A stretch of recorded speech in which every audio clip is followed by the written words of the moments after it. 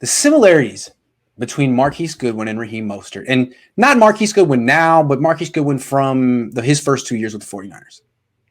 Yeah, so I don't think before I say this, I don't think this is a perfect parallel because I think Mostert produced more than Goodwin did. But I do think if you look at the situation and the way things went, there are a lot of similarities, and I'm going to outline them. I reached this conclusion like probably when I was talking about something else. I don't know how I got to the Raheem Mostert topic, but 2 weeks ago, shameless plug my channel, Blake and Vish Sports. Make sure definitely subscribe, Blake and Vish Sports.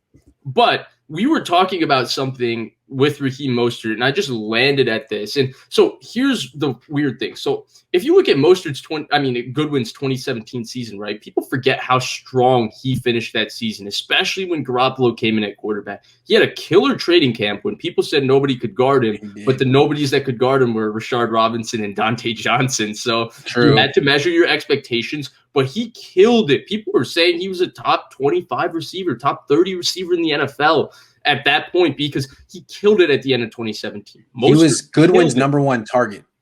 Yeah. Excuse me. He was Garoppolo's number one target, not Kittle. Goodwin. Yes. And Mostert, if you look at Mostert in 2019, he also killed it at the end of the season. Oh, yeah.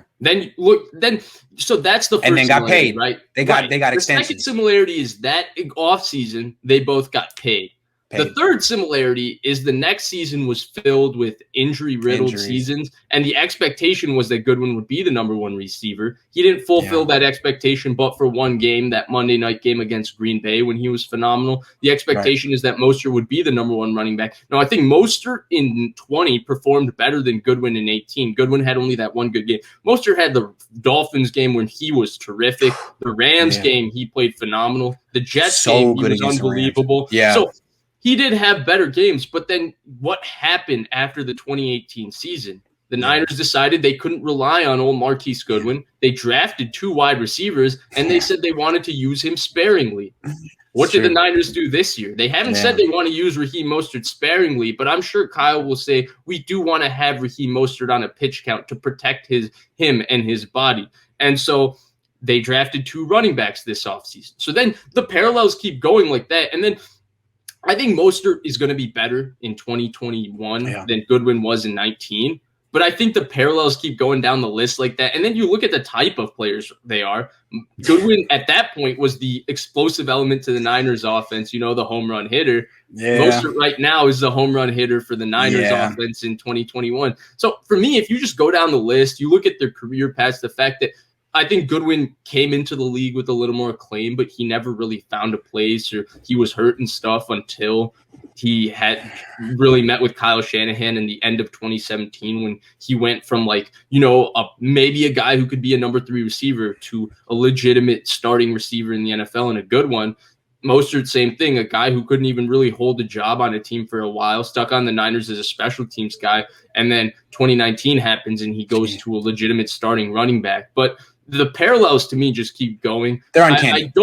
I don't think Mostert's career is going to end the way. Yeah, can we do the differences now? Yeah, because I don't think necessarily that Goodwin just faded away, and I don't think that you're necessarily saying that Mostert's going to do that. No, absolutely not.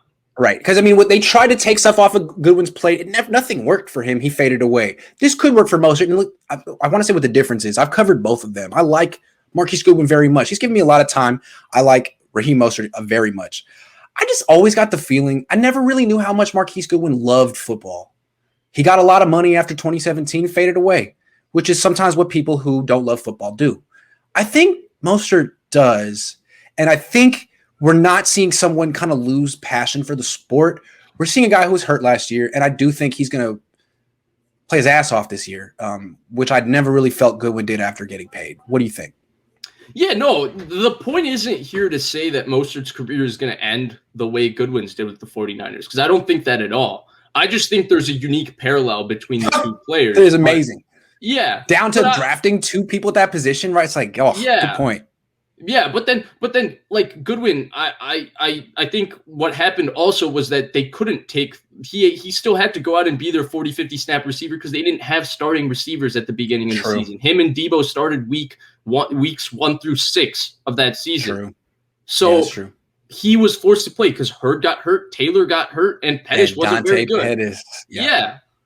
With Mostert, I don't think that's going to happen. And I think Mostert, at least, I think his 20 season, his last season was a lot better than Marquise Goodwin's 2018 season. He still showed he was the same guy. He just showed that he cannot be the same guy with an increase of workload because he has a lot of lower body injuries. So I expect Raheem Mostert to be a big contributor to the 49ers next year. I expect him to be the explosive element for the 49ers. I expect him to have a long touchdown every 2, 3, 4 games.